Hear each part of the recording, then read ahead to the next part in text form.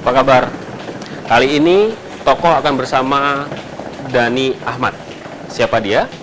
Apa saja yang sudah dilakukan dan bagaimana sesungguhnya sosok Dhani Ahmad, pribadi Dhani Ahmad yang benar-benar tidak pernah diketahui oleh Anda. Ikuti saya di Tokoh.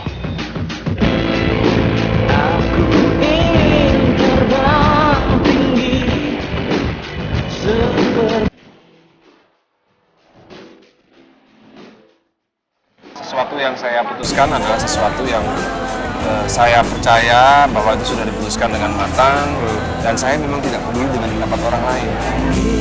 Sesungguhnya di Indonesia ini butuh Kementerian Percepatan Kecerdasan Bangsa. Saya jadi hidupnya cuma buat kerja sama hidup bersama anak-anak. Mulan istri Anda?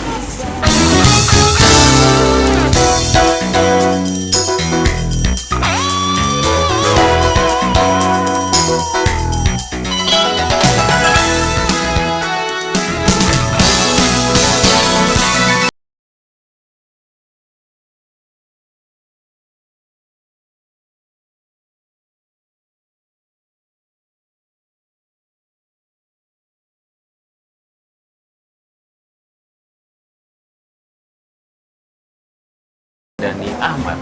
Ahmad Anda Dhani. tuh Ahmad Dhani, Dhani Ahmad. Apa Dhani mana? Pertamanya itu ayah saya namanya Edi Abdul Manaf. Ya. Memberikan nama kepada saya itu Dan Dhani Ahmad Prasetya. Prasetya, oke. Lalu menurut saya nama Ahmad Asik. itu Harusnya di depan. harusnya di depan. Jadi diganti. Makanya saya ganti Ahmad Dhani. Resmi nggak? Belum, nggak resmi. Mungkin nanti akan diresmikan ya. Nanti akan diresmikan.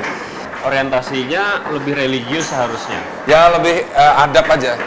Adab itu adab yang saya percaya. Tapi nama Ahmad kan nama Islami, jadi Ya. adabnya juga adab Islami. Iya, maka dari itu namanya juga harus di depan seperti Ahmad Dahlan, Ahmadinejad. Berarti Anda bukan Masonik dong?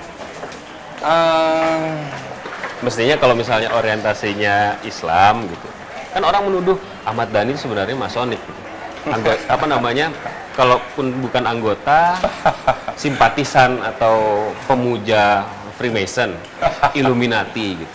Ada yang bilang juga orang yang pro terhadap Zionis karena cerita soal lambang. Ya itu lebih kepada ini ya saya juga nggak ngerti ya kenapa saya sebegitu pentingnya untuk dituduh Penting. hal-hal sedemikian rupa. Karena kalau Anda yang bicara mungkin yang terpengaruh bisa jutaan orang. Ya saya agamanya Islam gitu loh. Oke. Nenek moyang saya Islam gitu kan. Terus anak-anak saya juga namanya Islam semua. Oke. Lalu bagaimana mungkin saya bisa bersentuhan dengan hal-hal yang disebut masonik gitu ya. Oke. Tapi artinya kalaupun iya, ya saya sebagaimana yang tercantum dalam Al-Quran gitu ya, ya agama Yahudi itu ada gitu loh, Oke. ya kan? Oke. Agama Yahudi di Al-Quran juga disebutkan. Oke. Jadi dan menurut saya banyak kesalahpahaman tentang Yahudi dan Zionisme. Oke. Sampai di situ dulu. Ya. Apakah itu artinya Anda tidak mengutuk seperti kebanyakan Muslim Indonesia terhadap gerakan Zionis, Yahudi dan seterusnya? Saya sih mengutuk kegiatan Zionis, tapi bukan Yahudinya karena Yahudi dan Zionis itu sesuatu yang berbeda.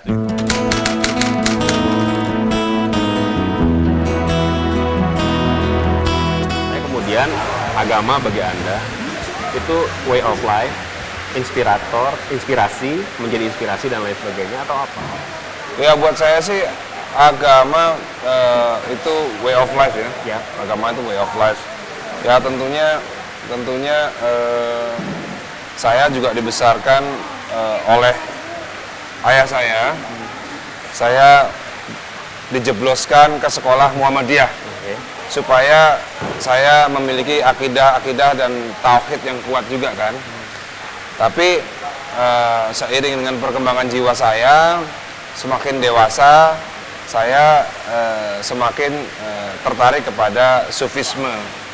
Oke. Nah, Sufisme itu sangat dekat dengan Kapan syair. itu? Lebih tepatnya kapan? Saat saya umur 25 tahun. Sejak 25 tahun Saya itu umur 25 tahun ya. sebelum anak Anda yang pertama lahir. Pas setelah Pas anak Anda yang pertama lahir. Karena itu nama mereka adalah nama-nama Iya. Tokoh namanya? Sufi ya. Tokoh Sufi. Kenapa tertarik pada Sufi? kalau menurut saya mungkin beberapa generasi di atas saya, mungkin kakek saya atau kakek-kakeknya saya, mungkin ada juga yang pelaku sufi gitu ya, sehingga ada di bawah alam sadar saya yang mau nggak mau itu tertarik gitu. Pencerahan itu ada momentumnya nggak sih? Pencerahan ketika Anda mulai tertarik pada Sufi, apakah karena Anda membaca buku, ketemu sama Tentunya ulama? waktu saya masih kecil, saya termasuk penggemar Zainuddin MZ. Dalam setiap dakwahnya, Zainuddin MZ selalu menyebut nama-nama Al-Ghazali. Nah, dari situ saya mulai tahu, oh Al-Ghazali ternyata seorang tokoh sufi, gini-gini, baru di situ. Jadi ada sebuah proses di mana saya dikenalkan tokoh Al-Ghazali oleh Zainuddin MZ. Dan setelah itu saya mencari sendiri. Ada proses pencarian? Ada proses pencarian sendiri siapa Al-Ghazali itu, dan memang waktu zaman Orde Baru memang tokoh-tokoh sufi itu seperti dikubur ya. Yep. Tapi setelah 98 banyak sekali buku-buku sufi sehingga saya bisa mengakses dengan mudah. Sehingga saya juga menemukan tokoh-tokoh Jalaluddin Rumi yang sehingga saya berikan nama itu kepada anak kedua saya, lalu saya Abdul Qadir Jailani saya berikan untuk anak ketiga saya. Anda menganggap diri Anda seorang pemberontak nggak? Kayak misalnya baru-baru ini Anda katakan bahwa nggak tahu ini perlu dikoreksi benar atau tidak. Penjara mewah biarin saja nggak apa-apa, sah aja. Penjara buat Atalita, silakan aja. Kemudian Anda memberikan endorsement yang kuat sekali terhadap Ariel dan Luna Maya yang terjerat kasus video porno. Ya karena menurut saya penjara itu bukanlah ruang siksaan.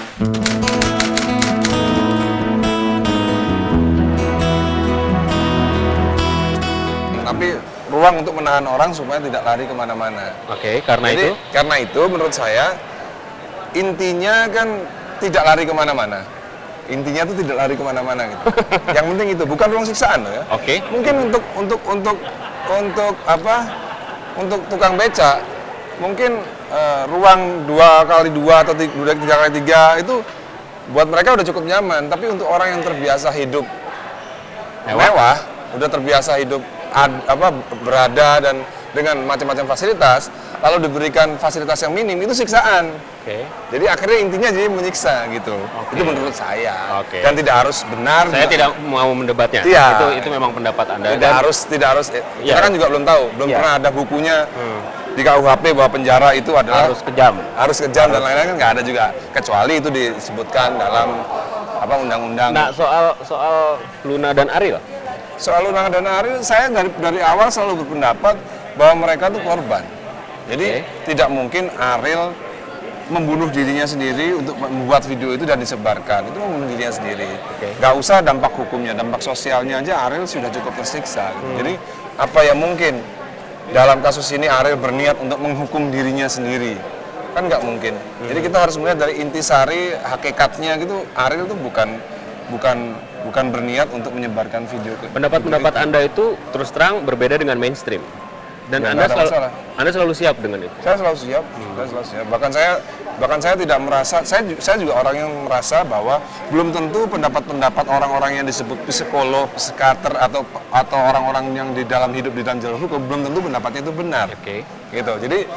Jadi dengan segala konsekuensinya, melawan arus dengan segala konsekuensi. Nggak ada masalah gitu. Karena itu banyak yang menganggap seorang Ahmad Dhani adalah arogan. Ya itu kan anggapannya orang. Anda merasa diri Anda arogan nggak? Saya? Ya... You feel free to say.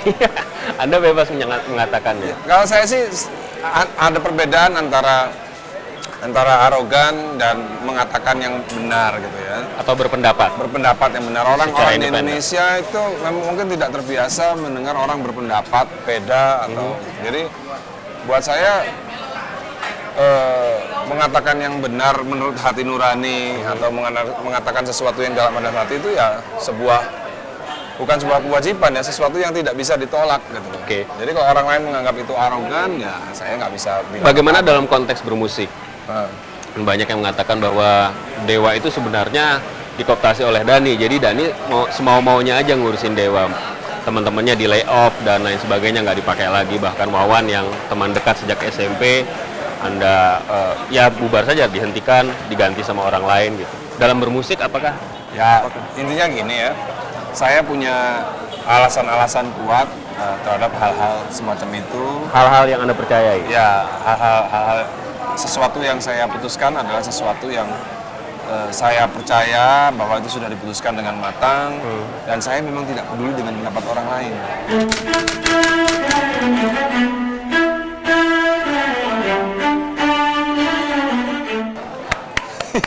Tidak banyak orang seperti Anda. Kenapa Anda bisa meyakinkan diri Anda untuk itu?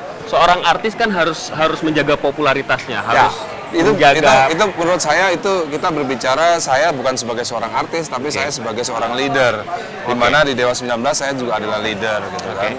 Dan apapun keputusannya itu adalah keputusan saya sebagai leader, bukan saya sebagai artis. Gitu. Apa yang membuat Anda begitu kuat secara pendirian dalam menentukan banyak sikap, walaupun kita tidak bicara benar salah ya? Ya, saya nggak tahu ya. Saya merasa ya kalau memang saya diserahin sebagai pemimpin, entah itu pemimpin rumah tangga, pemimpin yang kecil gitu ya, kayak pemimpin band, itu kan pemimpin kecil gitu. Ya saya merasa ya pemimpin seharusnya seperti itu menurut versi saya. Dan Anda selalu menganggap diri Anda pemimpin dalam berbagai aktivitas yang Anda. Ya kebetulan di Dewa saya juga memang pemimpinnya Dewa kan gitu. Tapi kebetulan sekarang Anda bermusik, Anda selalu menjadi pemimpin. Dalam kehidupan Anda kepala rumah tangga, Anda menjadi pemimpin. Pernah nggak Anda tidak menjadi pemimpin? Pernah juga sih, pernah juga. Jangan-jangan Ahmad Dhani harus selalu menjadi pemimpin dalam setiap aktivitas yang dilaksanakan? Oh nggak juga. Justru karena maka dari itu saya kan benar-benar orang yang meskipun saya bukan orang militer, tapi jiwa militer dalam diri saya itu kuat banget, di mana militer itu adalah orang-orang yang tunduk pada kepemimpinan, disiplin pada hierarki. Maka dari itu di sisi lain pun saya juga sebagai makmum kadang-kadang. Saya juga sebagai anak buah. Cuman orang kan nggak tahu. Saya juga punya misalnya guru spiritual yang saya ikuti kata-katanya. Kan orang juga nggak banyak yang tahu. Saya juga punya kakak-kakak, mungkin kakak kandung ya, tapi kakak yang saya anggap kakak. Beberapa di antara juga mungkin ada pengusaha, ada yang jenderal. Dan Anda mendengarkan dan saya mereka. juga mendengarkan mereka dan saya juga tunduk pada apa yang nasihat-nasihatnya. Dan itu kan memang tidak terekspos.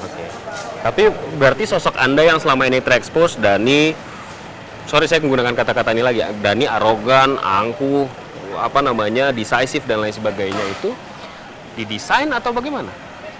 Enggak, itu saya rasa tuh opini masyarakat, opini wartawan terhadap statement-statement saya. Anda keberatan nggak dengan statement-statement itu? Kan saya sudah bilang, saya tidak terlalu keberatan dengan pendapat orang lain. Tapi kembali ke masalah pendidikan deh, Anda sendiri kan DO ya? Saya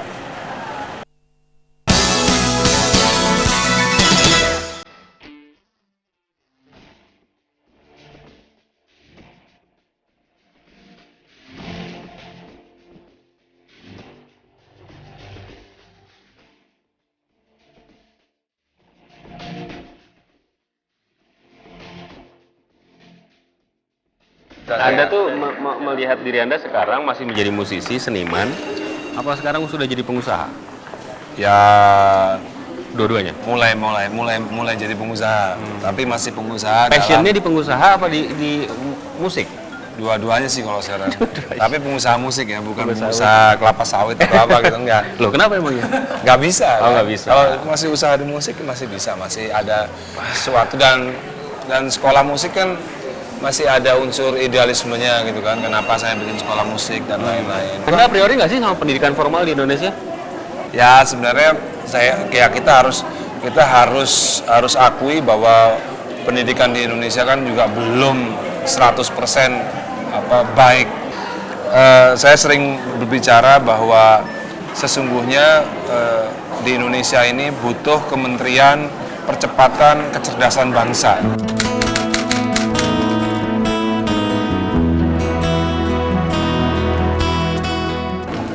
Bukan percepatan daerah tertinggal.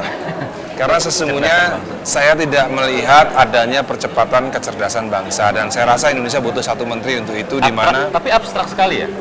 Abstrak nggak sih menurut Anda? Enggak. Karena saya Dimulainya dari mana? Dimulainya dari mana? Dilihat, saya tidak melihat adanya percepatan dalam kecerdasan bangsa, di mana sesuatu yang mudah diakses, misalnya di televisi ya. Televisi adalah sebenarnya punya peran penting dalam mencerdaskan bangsa. Tapi kalau kita lihat program-program televisi itu, berapa persen sih yang mencerdaskan bangsa? Itu menurut saya, pemerintah seharusnya ada program di mana televisi itu dipaksa untuk mencerdaskan bangsa. Tapi kembali ke masalah pendidikan deh. Anda sendiri kan DO ya? Saya ya sempat kuliah tapi nggak nerusin. Kenapa? Karena nggak percaya sama sistem pendidikan itu?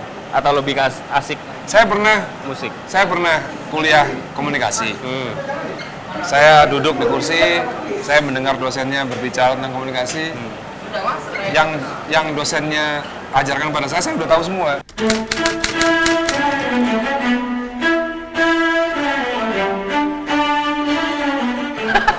Jadi saya keluar aja. Jadi ya artinya ada a priori kan terhadap pendidikan kan? Sebenarnya kira-kira seperti itu. Saya sependapat lah dengan Kak Seto lah kalau hal-hal seperti itu.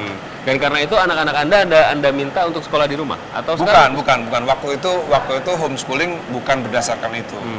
Waktu itu homeschooling berdasarkan di mana anak-anak kepingin mencoba gitu loh.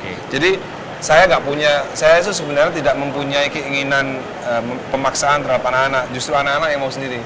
Anak-anak yang mau homeschooling, ya udah homeschooling. Anak-anak bosan homeschooling, ya udah sekolah lagi. Gitu aja. Oke, kembali ke School of Rock ini. Anda, saya katakan tadi, Anda mulai dari Dewa, kemudian Anda bikin solo sendiri, which is kontroversial juga. Kenapa ada Dewa, terus ada Ahmad Band ya waktu itu ya. Mulainya kan itu. Kemudian macam-macam lah. Sampai sekarang Anda menurunkan banyak sekali band. Ada solois juga, ada Mulan, ada duo Virgin dan lain sebagainya.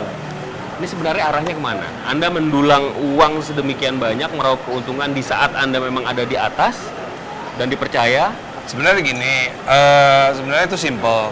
Adanya Mulan Jamila, adanya Mahadewi, adanya The Virgin dan lain-lain, itu sebenarnya adalah ketidaksukaan saya untuk tour. Saya itu benci sekali meninggalkan rumah. Jadi saya mau cari uang di musik tanpa harus meninggalkan rumah.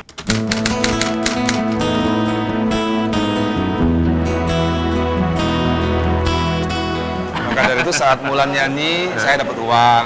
Mahadewi nyanyi, saya dapat uang. Mereka tur kemana-mana, saya dapat uang. Idenya basicnya sebenarnya itu aja.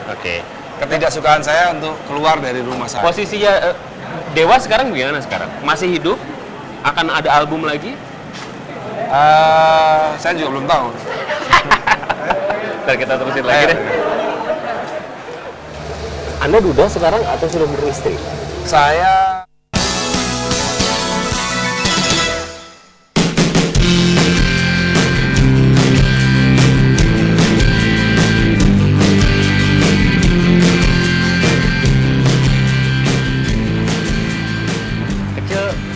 cita-citanya apa, Mas? dulu terus terang saya nggak punya cita-cita. Masa? Kalau anak kecil kan dokter, polisi, tentara. Ya mungkin dokter kali ya. Dokter. Cuman waktu masih udah SMA, saya punya cita-cita jadi musisi. Mulai semenjak SMA nih, kelas 1. Mulai SMP? Ya SMP tapi belum yakin banget. Yakin banget itu ya, yakin banget itu setelah SMA. Saya bercita-cita jadi musisi. Cita-cita saya menjadi musisi dengan gaji 10 juta sebulan. Tahun? Itu tahun berapa? Tahun 90. Itu udah gede tuh ya, 10 juta sebulan tuh. Udah cukup lah. Ya intinya itu cita-cita saya nggak terlalu besar-besar amat. Banyak orang yang terbebani dengan popularitas menjadi artis, menjadi selebriti, Kurt Cobain bunuh diri, dan lain-lain lah. Kalau Anda terbebani nggak? Atau Anda menikmati? Nggak, kalau saya gini, popularitas adalah sesuatu yang tidak saya cari. Oke. Ya kan? Tapi kalau ada Cita-cita saya kan jadi musisi aja gitu loh, di studio dengan dapat 10 juta per bulan udah senang.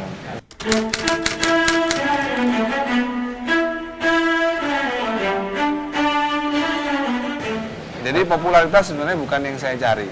tapi sekarang Anda mendapatkan popularitas itu. Jadi ya kalaupun misalnya saya dapat, ya saya biasa-biasa aja. Kalau misalnya suatu saat hilang ya, saya dulu nggak nyari, gitu loh. Oke. Walaupun sebenarnya kita agak nggak percaya karena begini, untuk menjadi dicintai terus dan karena itu menjadi income buat Belum tentu. Oke. Saya belum tentu seperti artis-artis yang lain yang ingin dicintai. Atau mungkin pejabat-pejabat lain yang ingin dicintai. Saya itu termasuk orang yang ikut paham Machiavellis.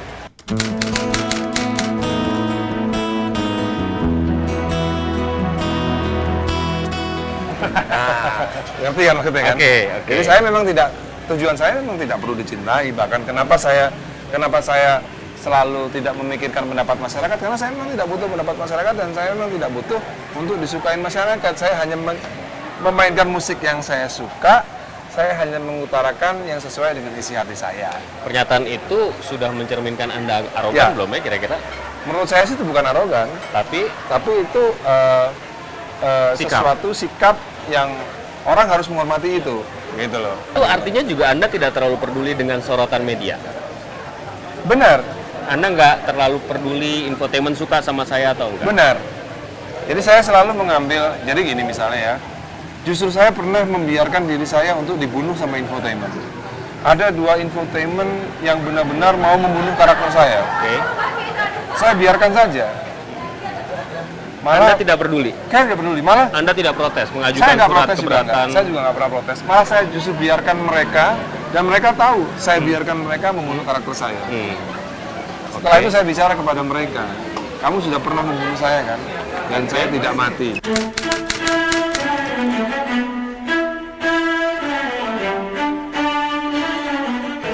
Jadi pertanyaannya kemudian, Ya, apakah Anda setuju dengan fatwa MUI soal pengharaman infotainment? sebenarnya saya belum tahu ya yang diharamkan infotainmentnya Hah? atau pemberitaan gosipnya. Oke. Atau Yang apa? diharamkan berita bohong. Oh ya itu Pak, maksudnya gini loh, kalau memang itu berita bohong ya tentunya memang itu fitnah dan memang itu haram kan. Saya justru malah menyayangkan kenapa MUI baru memfatwakannya sekarang, Sekarang. harusnya dari dulu. Ini bukan karena seorang Dani yang jadi bulan-bulanan infotainment terus-menerus ya? Ya saya terus terang saya pernah juga mengalami pengalaman yang buruk ya dengan infotainment ya. Pertama tahun 2005 saat ada salah satu ormas yang menyerang kita ya. Seandainya waktu itu infotainment tidak terlalu membesar-besarkan menjadi berita yang besar, orang juga nggak terlalu peduli gitu loh. Jadi infotainment sering kadang-kadang membesarkan orang yang sebenarnya nggak jadi besar gitu loh. Apa yang terjadi tahun 2005 saat kita diserang oleh ormas Islam itu benar-benar mematikan separuh dewa loh sebenarnya.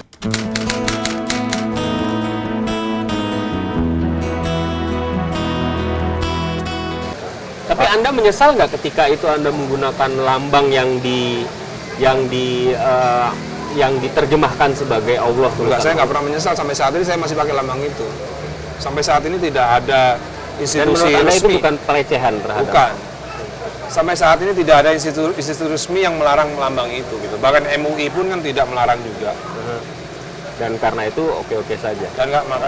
Yang kedua 2006, 2007, 2008 3 tahun. Saya benar-benar dijadikan bulan-bulanan infotainment gitu ya, dan benar-benar ada 2 lah infotainment yang benar-benar Menyudutkan. bukan menyudutkan ya, membunuh karakter menurut saya. karakter. Justru malah membunuh karakter, nggak cuma menyudutkan, membunuh Sampai karakter. sekarang kalau ada berita tentang Anda pasti negatif? Sekarang sudah mulai enggak. Udah mulai enggak sekarang. Jadi saat itu benar-benar beritanya nggak ada yang baik aja. Ini soal keluarga Anda kan? Ya nggak cuma itu ya, cuman ya tentang perceraian dan lain-lain gitu. Dan itu mengganggu sekali buat Anda. Ya sebenarnya Tapi salah nggak sih sebenarnya kalau orang biasa ingin tahu kehidupan seorang idolanya? Ya sah-sah saja. Itu menjadi keniscayaan karena Anda menjadi terkenal kan? Bukan niscaya ya, bukan niscaya, bukan keniscayaan. Sah-sah saja asal di pemberitaannya itu benar.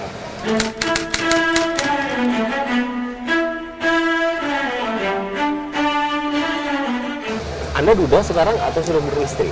Saya rahasia. Kita lanjutkan lagi nanti. Anda dikabarkan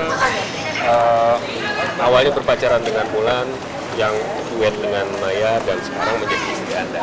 Ada juga versi lain mengatakan bahwa Anda menjadi suami dari salah satu personel Pak Dewi. Ada juga yang mengatakan bahwa Anda sekarang juga sudah menikah dengan Dewi Persik. Semuanya ada di bawah jawaban Anda. Benar, Mulan istri Anda?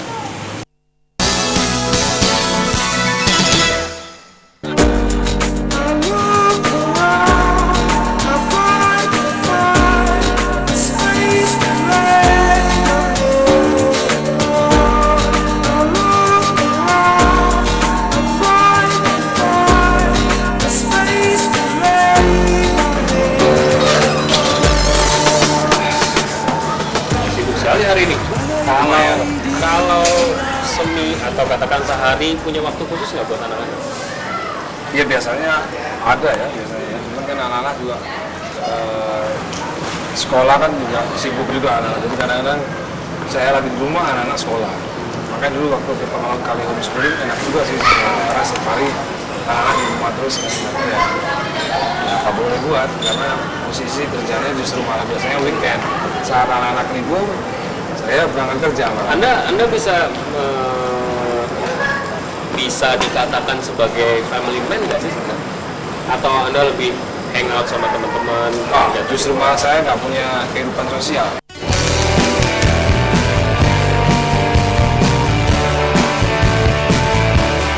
Ya, karena sudah sangat terkenal orang. Ya, saya jadi hidupnya cuma buat kerja sama hidup bersama Nggak pernah anak. dugem ke Ya, kafe apa? untuk orang yang sering dugem justru malah tahu kalau saya nggak pernah dugem.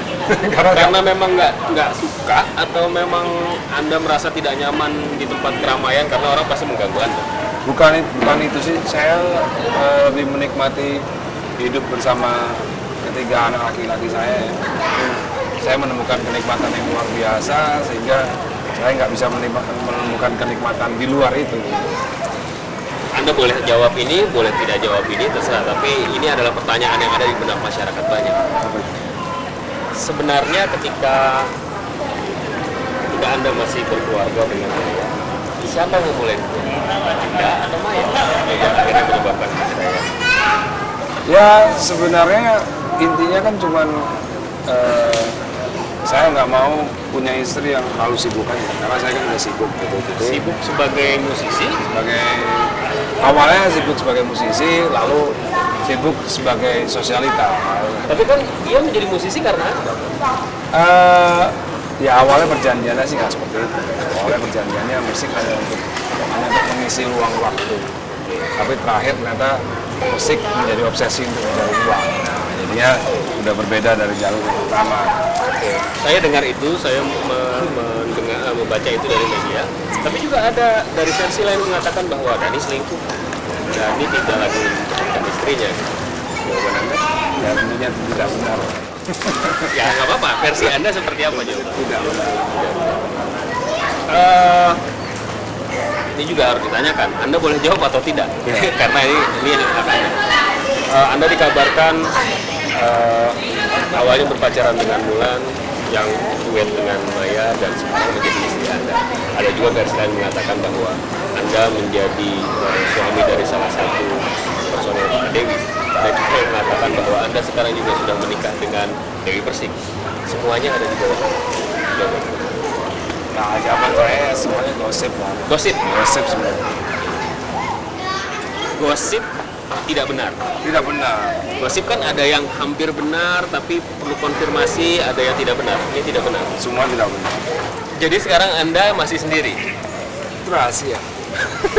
Apa sih yang jadi masalah? Karena ketika Anda untuk orang yang sereligius Anda Enggak, katakan, kalau saya justru malah kalau orang religius, semakin religius dia, justru semakin dia tidak menampakkan istrinya di muka umum.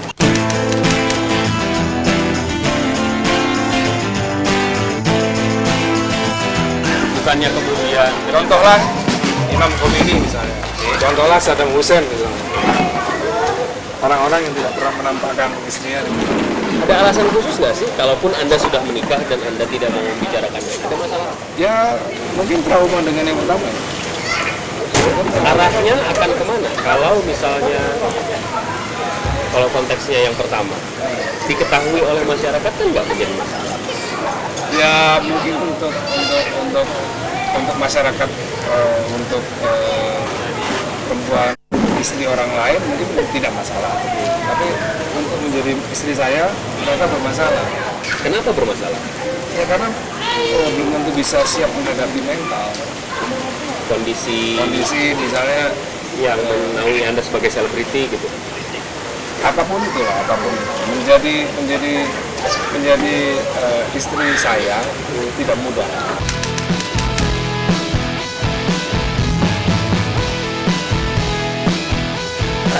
Apalagi sampai Tidak mudahnya karena surrounding, karena lingkungan, atau karena Andanya?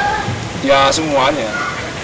Oke. Ya udah, maka lebih baik memang tidak ditampilkan. Tidak ditampilkan, walaupun sudah menikah sekarang. Walaupun misalnya sudah. Benar, Mulan istri Anda? Bukan. Kasih. Rahasia. Seandainya saya bisa menjadi paparazzi ya. Oke lah, tapi buat Anda peran seorang pendamping penting atau tidak? Buat saya sebagai laki-laki tidak terlalu penting.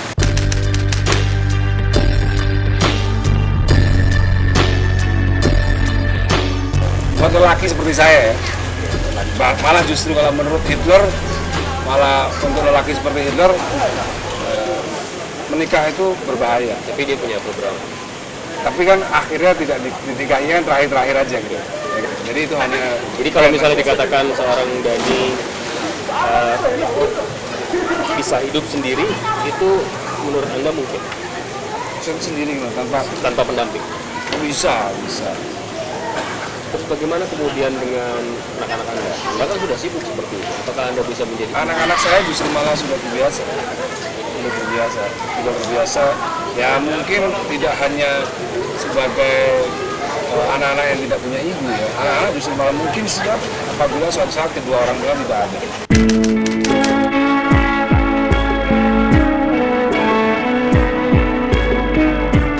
Anak-anak bisa kuat itu.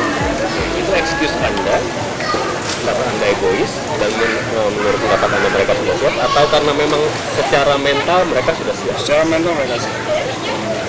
Mereka menunjukkannya. Ya jelas. Tapi bapak ibunya tetap ingin bertemu dengan anak-anak. Iya. Dan Anda tidak menghalangi itu. Tidak pernah.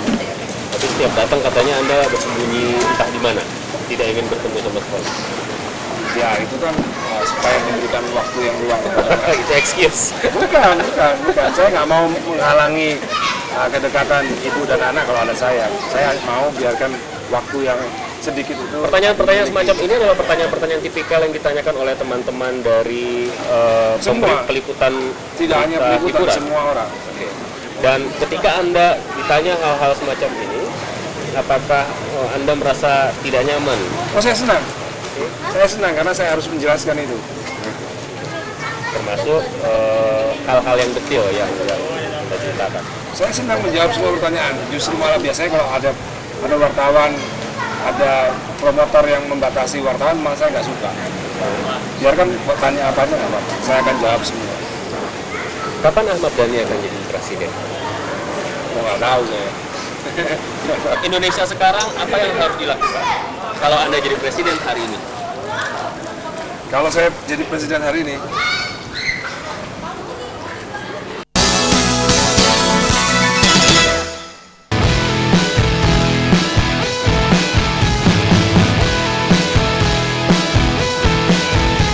dari presiden yang ada, Soeharto, Habibie, Gus Dur, Mega, Susilo Bambang Yudhoyono. Mana di antara ini yang paling favorable buat? Soekarno lah. Soekarno. Orang udah banyak tahu. Kenapa? Ya karena nomor satu ada sesuatu yang mungkin menjadi mudah untuk saya sukai, misalnya Soekarno berbintang Gemini sama Mas saya, misalnya Soekarno sekolahnya di Surabaya, ya, sama Mas saya. Orang Surabaya juga. Orang Surabaya, ya kan, ya. Ada hal-hal di luar Posturnya itu. kira-kira seperti Anda juga lah, tinggi, seperti itu. Mungkin Saya mau yang terakhir nih sebenarnya. Terus apa lagi? ya gaul, Oke. kan gaul orangnya, lalu Plural. juga open minded, terus dia juga apa ya? Pencinta sejati. Ya itu mungkin kalah saya. Tapi kalau saya boleh mendapat bayangan seperti itu nggak ada? Saya kira-kira kalau misalnya seumur saat umur Bung Karno gitu ya, atau misalnya pertanyaan misalnya kalau saya jadi presiden gitu ya, misalnya bisa kayak gitulah kira-kira.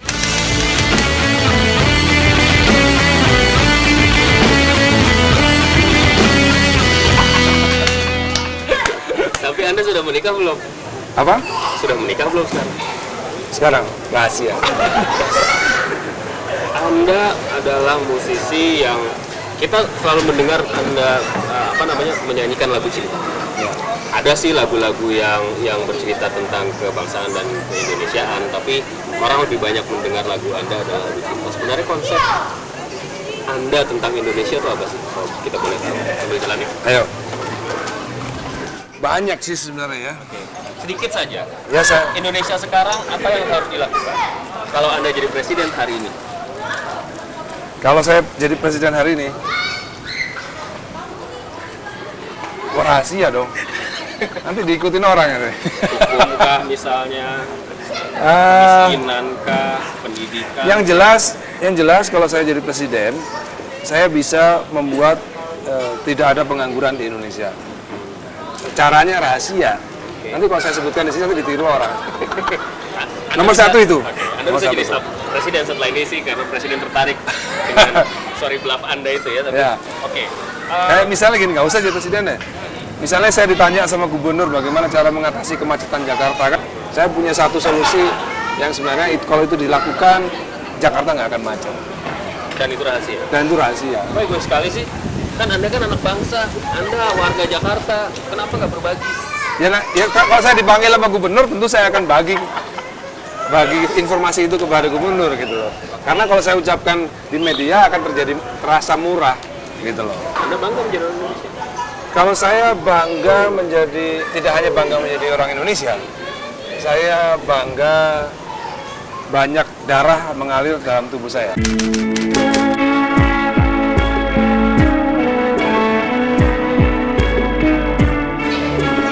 Kakek saya orang Belanda, kakek saya orang Sunda, kakek saya orang Jawa, kakek saya juga orang Jerman, kakek saya Jerman juga. itu katanya keturunan Yahudi, benar?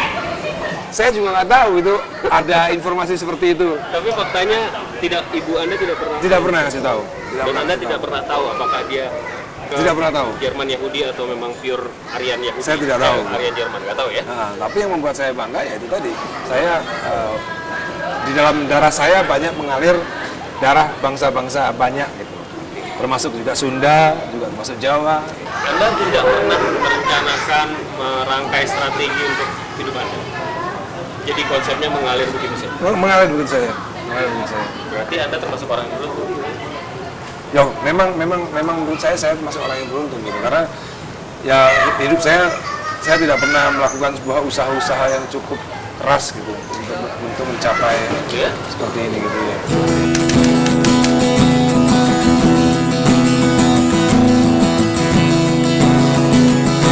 Terima kasih. Thank you. Sukses. Sama-sama. Sampai jumpa. Ayo.